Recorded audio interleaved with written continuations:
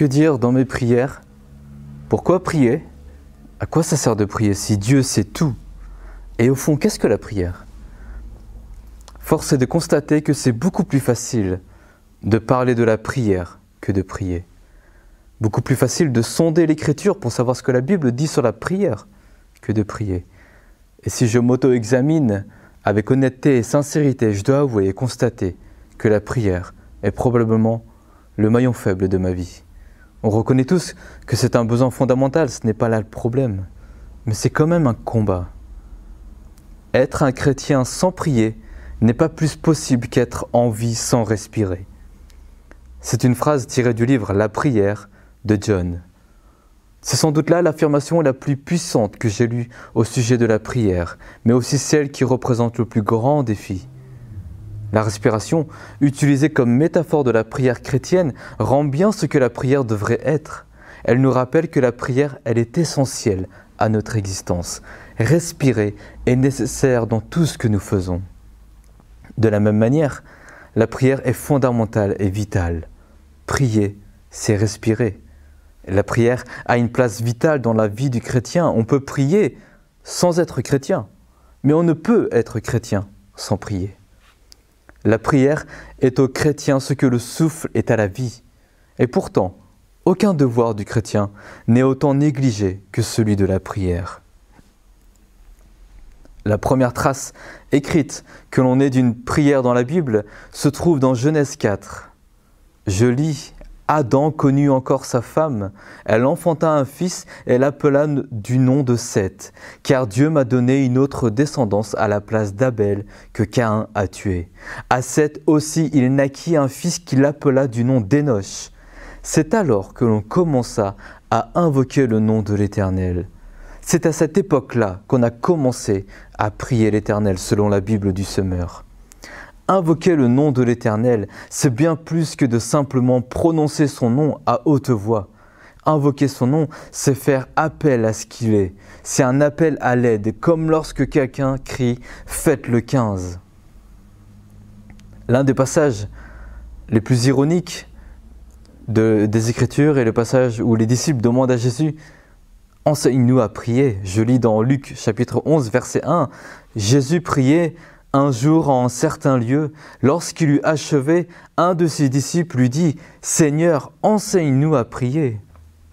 Ce qui le rend ironique, ce n'est pas le fait qu'il demande à Jésus de leur enseigner quelque chose.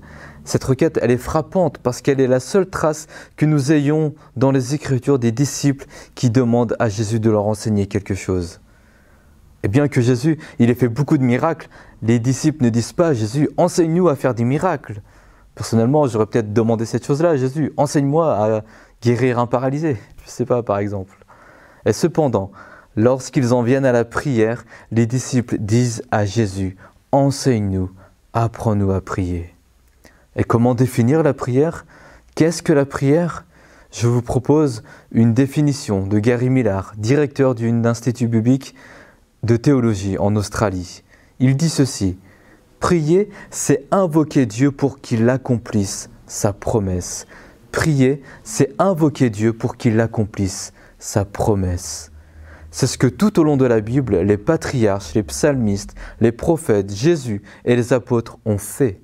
La prière est l'acte d'invoquer, de demander à Dieu de faire ce qu'il a déjà promis de faire.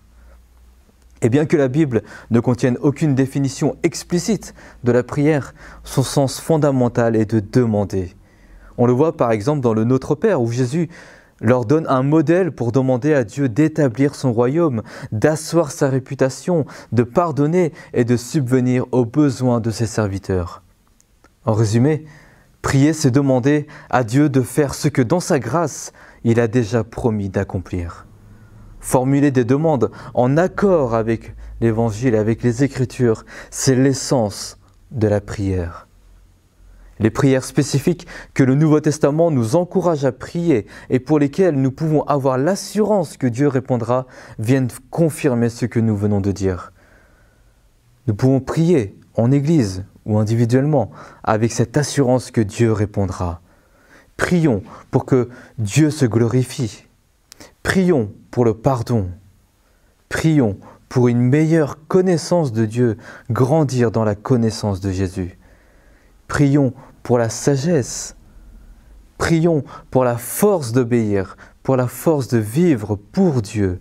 Et prions pour la progression de l'Évangile dans l'Église et en dehors des murs de l'Église, dans notre ville par exemple. Et Dieu a promis de répondre à ces prières, car elles concentrent toute l'œuvre de l'Évangile. Ce sont toutes des prières pour que Dieu réalise l'œuvre de la nouvelle alliance au travers de sa parole. Pour terminer, souvenons-nous qu'un jour viendra où la prière ne sera plus nécessaire. La prière est un don gracieux de Dieu pour vivre dans un monde déchu. Mais quand nous serons avec Jésus, toutes les promesses de Dieu auront été réalisées en Christ. Et dans sa présence immédiate, nous n'aurons plus à crier à lui, mais à nous réjouir en lui pour toujours. Que le Seigneur vous bénisse.